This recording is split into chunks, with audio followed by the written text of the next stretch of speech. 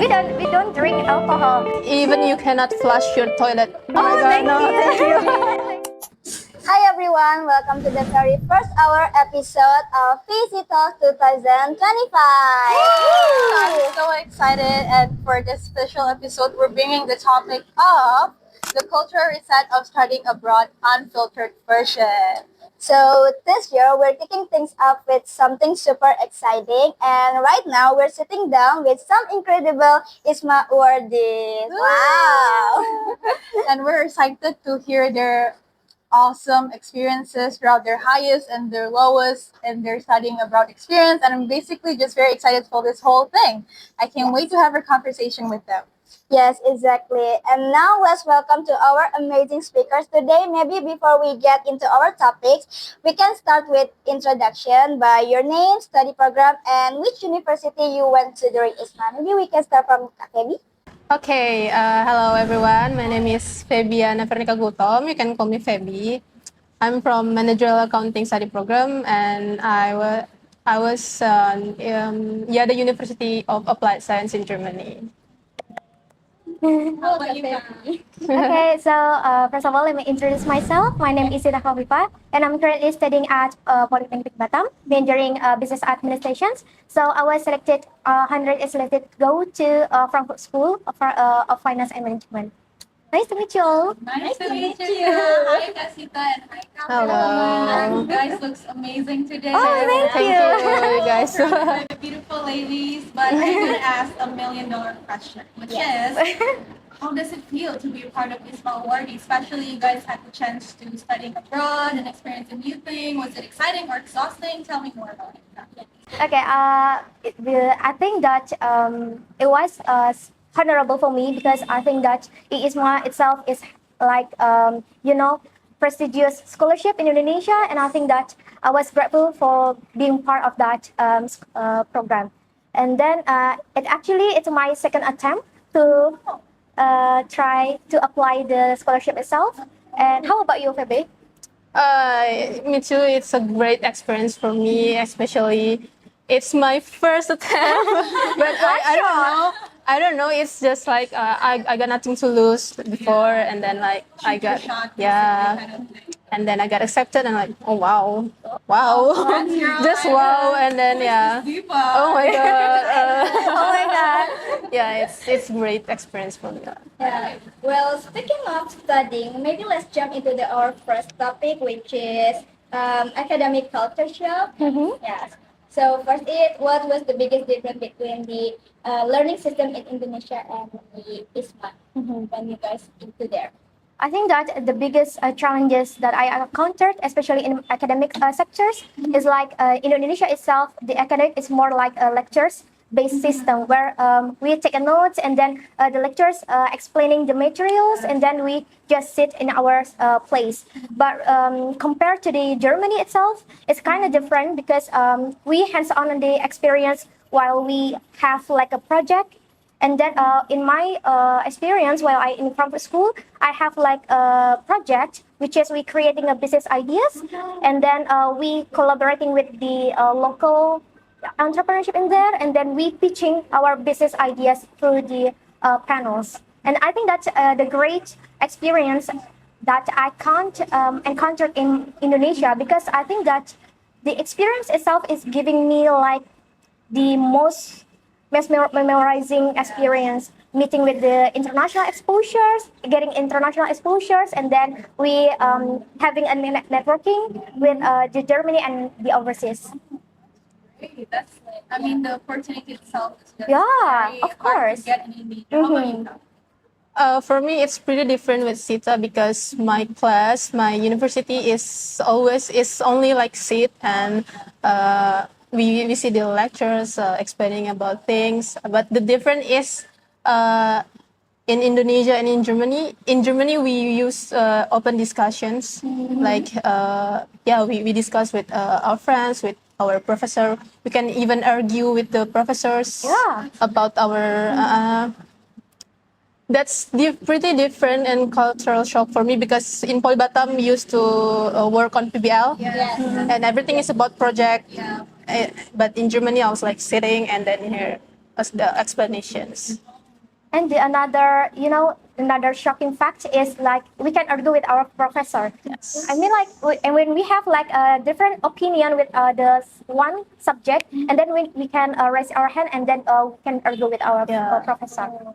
And then that's a pretty different. Different, uh, Yes, like so far, I'm on my second semester in Poly Batam. I've never encountered anyone before, like either like complaining or like giving backfire to the lecturer. It's like very new, but I've heard of it, and I really like to be in the moment where people are arguing their opinions about anything, especially when you're in the sense of learning. I think that's very important, right? And then I feel like even though it's shocking for Indonesian people, but at the same time, it's not being disrespectful, right? It's not. It's still like having an open-minded conversation with your lecturer, which is needed, right? Yeah.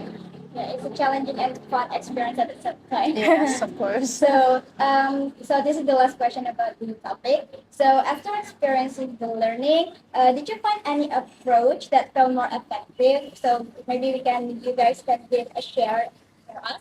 Do you mean like cara belajar aku di sini setelah dari ISMA? Yes. Yeah.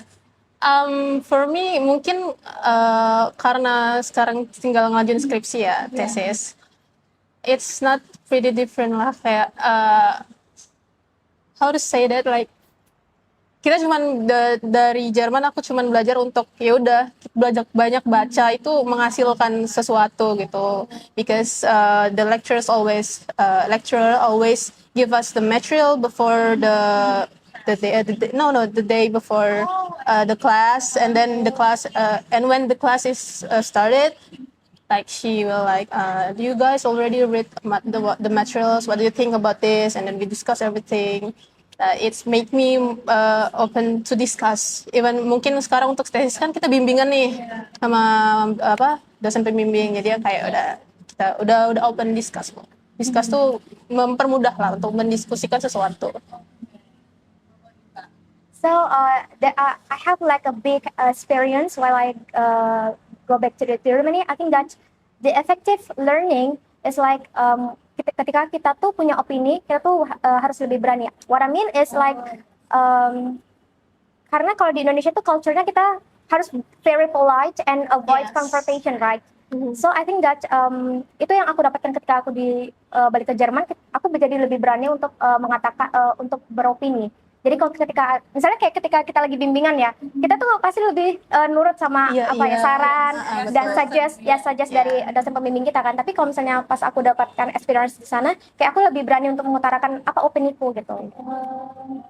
So that's like the plus point where you got. Yeah. Yes. But in Indonesia, I would like to say, if you're being the one that expressing your opinion or you're arguing with your lecturer, I think that's the part of like, at least where we go, it's a bit minority. Like you're as like a minority, you're doing that. Like most of the student majority, they wouldn't do that. Yeah. But talking about minority, have you guys ever felt like, oh, I'm not from this city, I'm not from this country, and you felt like, oh, I'm a minority? Have you guys ever felt that before? Yeah, of course, I already felt that, especially when I, as a Muslim, and then as someone who comes from Southeast Asian country, I fell out of this place. I mean, what I mean is like, I feel I kind of isolated with everyone. Moreover, I can't barely speak in Dutch, actually. So I think that the language barrier is something like there is a invisible wall between me and my friends. So, yeah, how about you? How your experience? My experience as a minority, like maybe because it's a small city di Jerman gitu, orang-orang di dalam kota itu kebetulan isinya itu orang tua semua. Dan as you guys know, orang tua itu lumayan tidak welcome with foreigner. Apalagi kalau misalnya kita ajak mereka untuk speak English or conversation with English, mereka tuh tidak ramah. Yang pertama kali aku rasakan sebagai minority itu di sana, ya pertama dari language barrier, terus dari penampilannya. Kan kita nih kelihatan banget nih kita bukan orang Jerman, even Europe gitu enggak. Dan orang-orang tahu Asia itu sebagai I'm sorry from China or someone else, and we 20 of us kita pernah semua kena rasis. Like kita lewat and then like ni hao. They still do that even in like German. I Yes. have like a big vision like in European people are more like open-minded or so, but they still do that. That's Yeah. really tough. They still do that. So everyone and everywhere they Everyone, won. basically everyone. Yeah. I think I remember like one thing when I standing in a line with my friends who is Chinese, and then we are standing in a line to buy a burger, and then like a group some of people saying like ching chong Yeah. with my friends, and then they squinting out their eyes like this, and then I was Yes, like, yes. oh no, that's random and it's ridiculous. What I mean is like it's not appropriate to do in stranger people, Yeah, that's right? not polite Hmm, at it's all. not- But have it's you not guys ever polite. like got that experience before the racism you felt and then you guys backfire the person who's doing it, like, hey, that's not very polite of you. Have you guys ever tried to come back at them? I think that as a foreigner who coming to a foreign country is not we don't have any Points yeah to speak up. yeah, because I think that it's hard for all of us to speak up because we are not being part of that country. So ya, jadi kalau misalnya kita takut karena orang di sana itu sangat mudah untuk berurusan dengan polisi. Yes. Betul. So like even the tiniest bit of Yeah. conflict, Yeah, they yeah. would call the police. Yeah, they will call the cops. The cops. Mhm. Alright. But I'm actually glad having both of you here because you guys come from different backgrounds, Mhm. even religion, culture, and it's so good to hear different experiences. But I gotta say, even though you guys went through hell and racism or even unforgettable things that people have done to you in other countries, which is very hard, I feel very sad. And then I just, everyone doesn't deserve to be treated that way. Yes. Have you guys gained an experience, like personal growth, based on how you are as a person and how you are interacting with another person who's giving this bad energy towards you? Have you guys gained any perspectives on that? Or I think I learned a lot when I was in Germany. I think that it's about the freedom of the people. I think that we decided normal and right because we're in the society we live in. It's not necessarily the truth. What I mean is like apa yang kita rasa benar atau normal itu didefinisikan karena kita tinggal di lingkungan itu sendiri. we're like in this bubble of In this society. bubble of society. So when we got out the bubble, jadi kita tuh mendapatkan perspektif baru terkait dengan kayak sebenarnya orang yang kita rasa buruk atau menurut kita salah berbeda itu ternyata emang tidak seburuk Yeah. itu. How about you? For me, menurut aku apa ya coba dari sana tuh aku belajar juga. Have you guys heard about the German itu orangnya apatis. Mereka tuh sangat tidak peduli dengan sekitar. Jujur awal juga aku merasa yang kayak itu tuh nggak baik gitu untuk menjadi seorang yang apatis gitu. Tapi setelah aku melihat mereka yang ya iya gara-gara mereka apatis mereka jadi bebas mengekspresikan diri sendiri gimana. Jadi yang kayak ya udah it's pretty great. Terus kalau misalnya untuk yang masalah ya kita kena rasisme atau macam-macam ya udah kita memang namanya juga minoritas ya kita bisa apa sih sebenarnya ya, selain melindungi diri aja dulu gitu aja It's sih. kind of different in Indonesia when foreigners come to our country. Yeah. You're welcome. Yeah. Welcome. We try to speak their Yeah. language Yeah. to make them feel welcome. It's Betul. very different. I think based on what you said, Kat, the norms of the society really plays a big part in Yes. how the society came out as like a person. And then I think I would hand it to Keisha. Do you have any curiosity about challenging social norms? Yeah. Well, I want to ask, what kind of social value or habits make you feel like you have to completely adjust yourself? There's something, anything? I think back again when I always put myself as a Muslim in there, Yeah. where I was raised in the very strict guidelines of about personal conduct and social responsibility. So that's why when I see people who very society deviants, I think that it's kind of people who have like the ability to speak for their own willingness. I think that it's kind of hard to understand. what I mean like kita tuh sering lihat kalau misalnya di Europe sendiri ya itu ada yang namanya legally hard drugs or maybe like banyaknya vandalism. Jadi kayak menurut aku yang menurut aku nggak make sense sama sekali tuh kayak kenapa why people keep doing that. Padahal mereka tahu itu memberikan dampak buruk bagi mereka. Tapi kayak makin kesini aku makin sadar kalau misalnya itu adalah part of their freedom. Gitu. How about you, Kak? Back to apathy sih. Ya, terus juga kayak ya kita kan sebagai Indonesian tuh udah terbiasa untuk peduli sesama ya. Even kita nggak kenal, kalau misalnya kita lihat anyone struggles gitu, kita pasti ada tergerak untuk membantu gitu ya. Tapi selama di sana itu kayak yang benar-benar you do you, terserah lah mau ngapain aja gitu, kayak ya freedom benar, it's part of their freedom. Terus kayak orang Jerman tuh orangnya tuh tepat waktu banget. Mereka bakal marah banget kalau misalnya ada yang telat semenit pun, berapa detik pun mereka bakal marah. They found it nggak sopan lah pokoknya. Disrespectful. Ya disrespectful. Beda banget sama orang Indonesia. Beda banget ya, betul. Because we are always normalized like telat 5 menit is kind of normal thing. Nggak apa-apa telat dikit 5 menit. Kayaknya mereka juga belum sampai ya. Kalau kita kan di sini mikirnya gitu ya. Kalau di sana nggak bisa, kita telat 1 menit ternyata orang-orang udah mulai. Even with your friends juga. When you're hanging out kayak janjian. Betul. Misalnya jam 2, itu nggak ada jam 2.30. Mereka marah. Bilangnya OTW padahal nggak OTW. Iya mas. Masih mandi ya kan, masih make up kita, itu nggak bisa ya. Semenjak dari situ sih jadi lumayan menghargai waktu ya. I have a question, Dokter. Since you guys have to adapt to the social norms, how long does it take you to realize, oh, kan di mana begitu kita sekarang gitu. How long does it take for you to realize, oh, these people act differently and I should adjust to it? Karena kan pasti there's a moment of realization. I mean pasti kakak datang dan pasti masih membawa Indonesian culture on your back.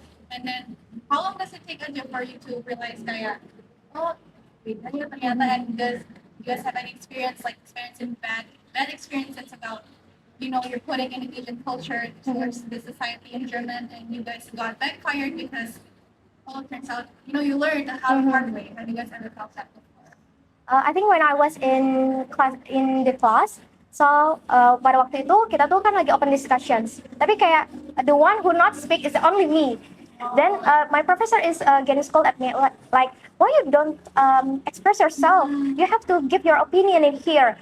Nobody in here is quiet as you. Jadi kayak dia notice kalau misalnya di satu kelas itu hanya aku doang yang paling pendiam. Jadi pada saat itu, dan itu yang aku pelajari kalau misalnya orang Jerman tuh very straightforward and very functional person. Jadi kayak at first aku kayak ngerasa aku agak kena mental ya di awal. Jadi kayak tapi it takes time like for 1 month for me to adapt with the Germany cultures and then personality. Jadi kayak jadi aku juga belajar kalau misalnya kita ketika di dalam kelas itu emang kita tuh harus mengikuti apa yang teman-teman kita, misalnya kayak teman-teman kita berani raise for their voice, jadi kayak kita tuh juga harus ada the urge atau kemauan untuk bisa berbicara juga gitu. Berarti encourage ya, even the lecturer encourage you to speak up even though it's against what the lecturer that might how about you? It took me 2 months to realize. 2 months. Karena aku pernah ngalamin apa yang Sita alamin juga di kelas. Itu di 2 minggu pertama. We have like intracultural class. Like we learn about culture in German, how a foreigner kan.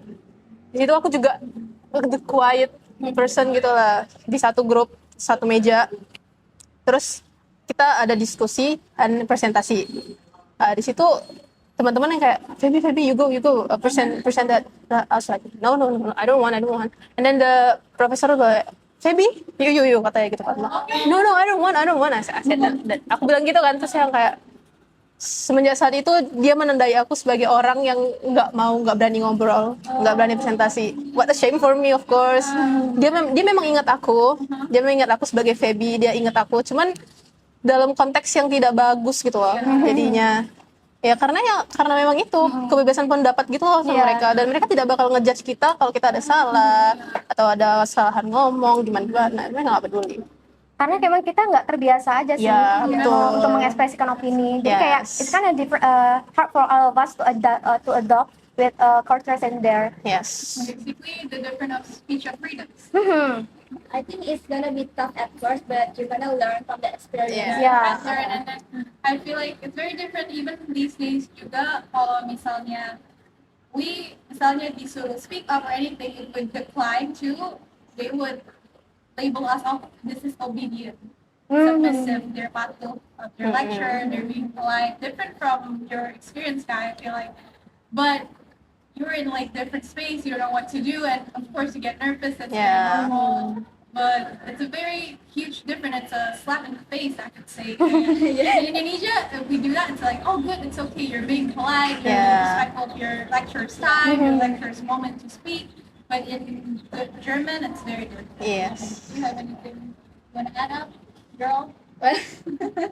Well, maybe like in that situation, in social norms, is there something you didn't match your personalities? And how do you do, like, you choose to adapt, or maybe you, like, yeah, you stick to your own beliefs, or you just, Yeah, especially you guys come from like, I believe, religious family, or yes. where religious like something you cannot disobey. So did you guys find anything that went out of your way? You went out of your way to adapt. How do you deal with that? So in Germany itself, they have like a Friday night when we drink alcohol Yeah, to that's spend the night. So as a Muslim, of course we don't do that. We don't drink alcohol, and then it's hard for me because the Friday night is also used for the networking sessions. Yeah, mingling. Mingling with the others. So it's kind of hard for me to adopt, especially when I have a chance to go, but I didn't want to. So how do I dealing with that is I try as hard as I can to mingle with my friends in another time. What I mean is when we having like discussions. Oh yeah. Yeah, so I try as hard as I can to communicate with my friends and then build the networking with them. So you're finding a loophole. Those like mingling time, you have to take it as effective as it Yeah. can to like. Yeah, I think it's good for you. You didn't like disobey anything from your religion. How about you guys? Do you find anything challenging or struggling in the case of adapting to your surroundings? Adapting. For me, German is they have a quiet Sunday. Yeah. Yeah, they have a quiet Sunday and quiet hour. Okay. Okay, so quiet hour is from di atas jam 10 malam is a quiet hour. That means you can speak loud or you cannot listen to music with speaker or Does it only apply in your district or in the in country? Germany, Yeah. in the In whole country. Germany. Yeah, like you cannot vacuuming. Okay. Even you cannot flush your toilet. Yes, some in some area. And then untuk hari Minggu juga they have a quiet Sunday, di mana toko itu semua tutup seharian. Ya, dan itu sangat berbeda sama kita ya di Indonesia, di mana kita tuh hari Minggu adalah hari untuk kita berlibur, beristirahat, sekedar ngopi atau mungkin belanja. Dan di sana itu benar-benar Minggu itu kita nggak bisa ngapa-ngapain. Di quiet hour juga kita nggak bisa ngapa-ngapain. Bener-bener kita harus respect tetangga semuanya. Kita nggak boleh mengeluarkan suara apapun.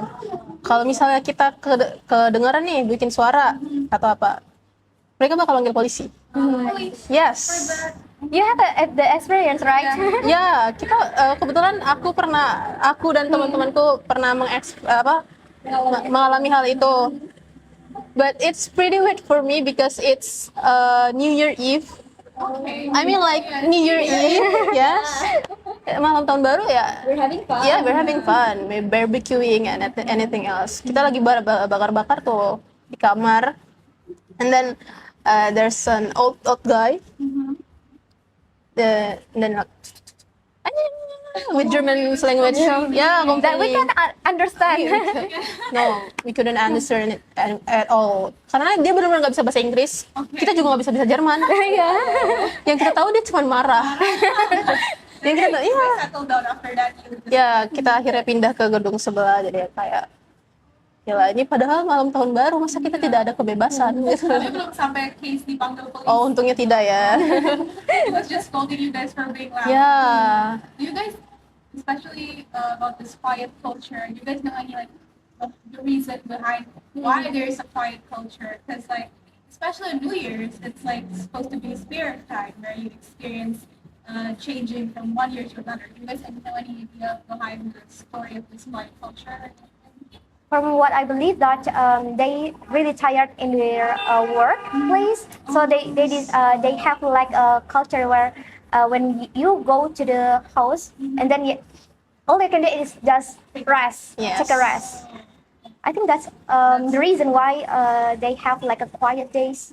And everyone obey to it. Mhm. Yeah, so I think that's like based on respect Mhm. to your neighbor and everyone. Mhm. So also kind of different in Indonesia ya. Iya. Kalau kita habis pulang kerja biasa mau Malah Iya, healing benar. dan apa recharge energi Iya. sama teman-teman ya kan. mereka benar-benar work-life balance banget. Iya. Life balance. Kerjaannya udah di kantor, pulang udah Pulang istirahat. tidur. Tidur. Kalau misalnya kita pulang masih kerjaan nih. Iya, Kalau di sana nggak ada nih, nggak ada. Betul, seperti itu. Well, I feel like, of course, in Indonesia, like someone foreign come here, we would introduce them to our taboos. And taboos is really a big deal in Indonesia. You cannot come across it. That's settled on wrong. How about you guys have any encounter any taboos in German, like in German culture, especially that some norms that you cannot really go across, like it's you cannot like settle. You guys know any or like you guys experience it in a bad way? Anything? I think because Germany is like a liberal country, so this is something that I can't understand even until now. So they have like Unitarian on the streets, and then they're legally hard drugs. So even when we walking around to the public spaces, we can easily find that people are tipsy. Oh, so I would say there are doing some Yeah, smoking. that's pretty legal in there. Oh yeah, I've heard.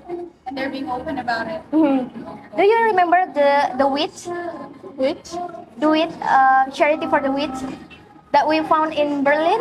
Do you want to share yang kita ketemu di Berlin? Yang kayak ada, jadi di Berlin itu kebetulan kami pernah main bareng kan. Jadi di Berlin itu, jadi di bawah train itu, jadi ada kayak dua pemuda gitu. Mereka tuh charity untuk wheat. Wheat itu Wheats, adalah bahasa Jermannya itu adalah ganja. Ganja. Jadi kayak charity untuk ganja gitu. Untuk $1 mereka membeli, for our iya, wheats gitu. Ditulis tuh dalam di karton gitu. kayak karton besar gitu. Istilahnya mengemis untuk wheats gitu loh. Untuk membeli ganja gitu. Yeah. For medical reasons or No. for Just, entertainment yeah, entertainment.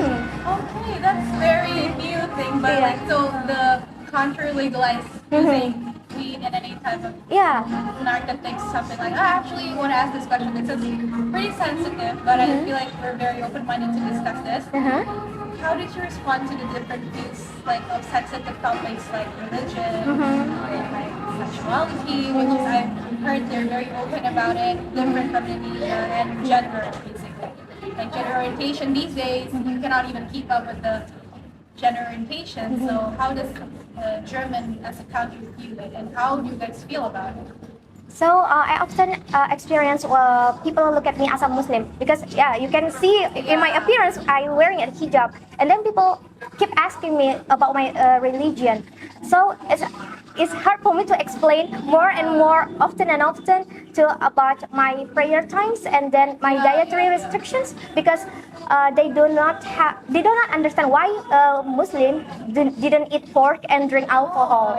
So it is hard for me to explain again and again to another person that in Muslim we didn't eat pork and then drink alcohol. But what I get is I get a new perspective of how I share my culture and then introduce my country and my religion to the others. I think they also want to know more about Yeah. it because it's really mind. But when you got it But like a since- few times like question on row, I think it's more on their side of not having the broader knowledge instead of. But we're proud and it's just like we keep doing it. Yeah, but since the Israeli and Palestinian issues got worse, and then people in Germany, especially in Germany, keep staring people who wear hijab as a terrorist, as someone who dangerous. So aku pernah mendapatkan kasus di mana kayak aku lagi belanja di supermarket. And then ada satu cops yang kayak dia udah mencurigai aku gitu loh. Jadi dia tuh pengennya dia bilang kayak, do you bring any shotgun? And then I was like, am I look like I wearing like a dangerous things? Like okay, That's very mean and mean and disrespectful. The cops are doing that. Yeah, I think the cops are just like. I think that's in the category of racism as well. Even though he was Yeah. being cautious about the safety of his country, Yeah. but can't you see she's a very lovely lady with a top, she would never. And how about Chika? Have you ever felt anything that's been, respectful based on your religion or your background? No, actually no. I have no difficulty. racism. Ya, untuk aku sih kebetulan karena ya lingkungannya juga nggak yang gimana-gimana banget di sana. Mungkin aku lebih banyak dapat pertanyaan why, kenapa di negara kalian nggak kayak gitu?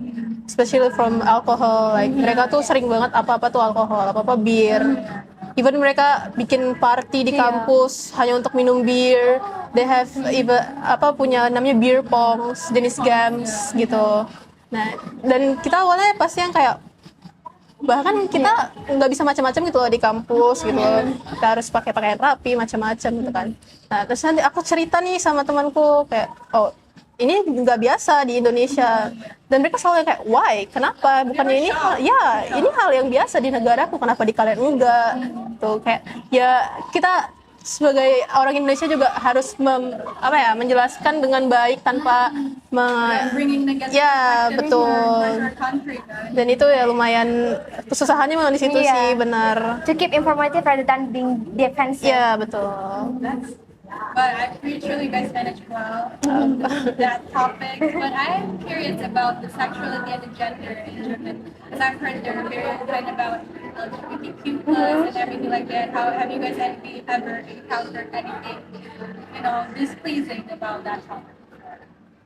For me personally, I haven't encountered kind of the topic because maybe people who see me as a Muslim, they are reluctant to talk about that. They avoid the topic. They avoid the topic.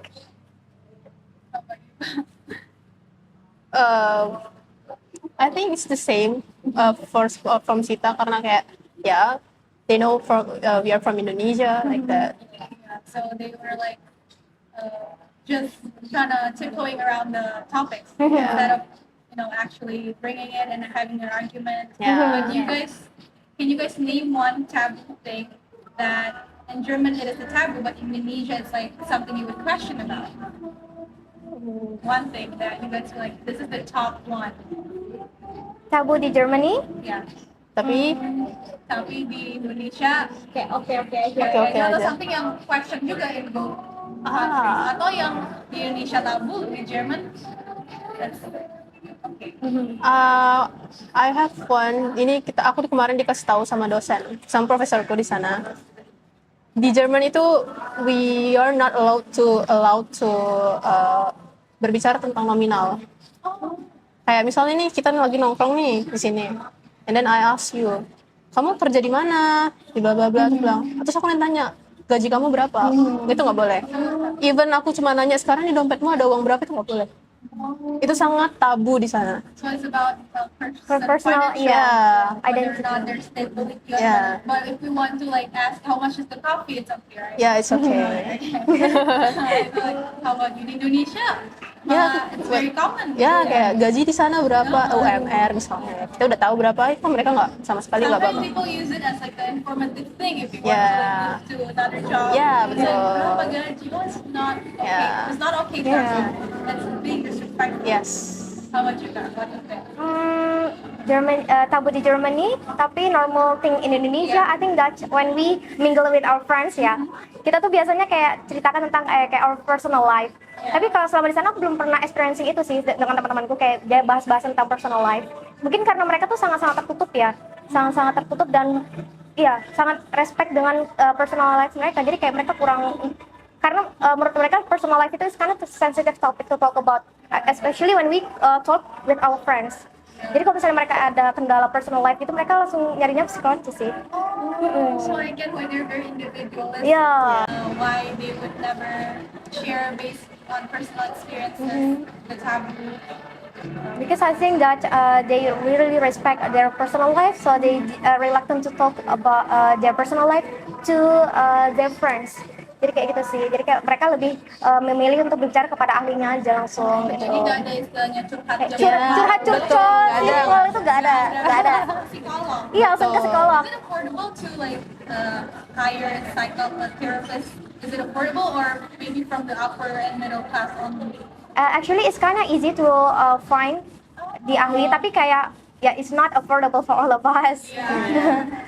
I see. I think very different. But do you personally, guys, feel, of course, maybe being handled by the professional is the best way, but do you guys actually enjoy speaking and telling about your personal life, your friends? Do you guys enjoy that? Or maybe you're more leaning into like the German culture where I would never tell my friends.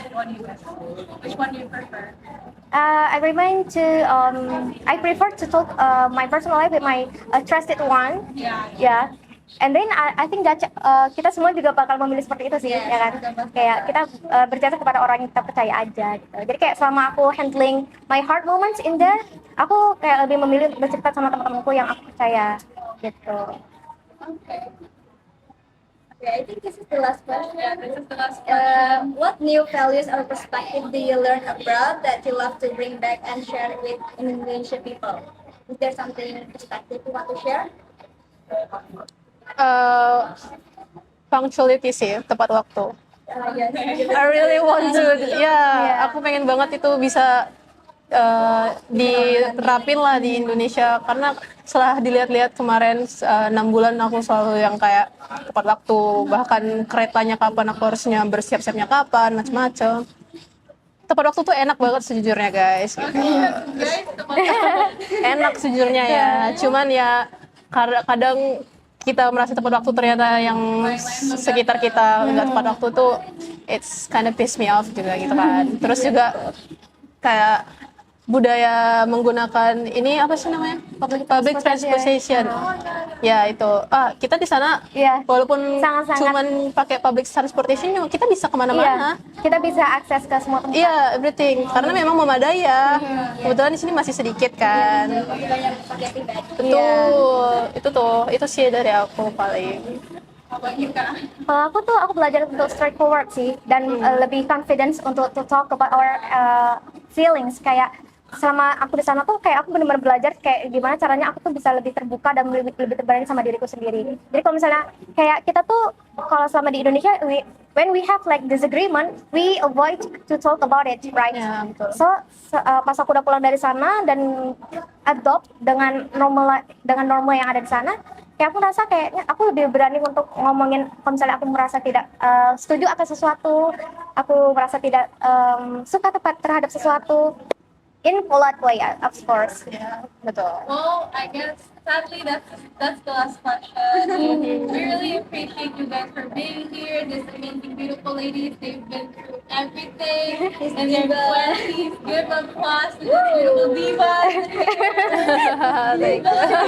And they're basically like the strongest person, kind of based on what they told us about the culture. Indonesians are more like people pleaser, and then in Germans are very individualistic. They've definitely been through hell, because I personally cannot deal with that. I was just like, Mom, pick me up. I want to. That's amazing. Yes, and thank you for being part of our Easy Talks. And this is the very first, you guys, our first Yes, Okay. first guest Okay. and the best guest. Oh my god, no, thank you. Thank you. So, lastly, I would like to ask you guys, have any advice for us, especially knowing you guys are very I adore you guys. That's why in the first place we want you guys to be here. So you guys have any advices both for us and for the audiences at home? Maybe I can go first. Yeah, you can go first. So what I learned is about grade.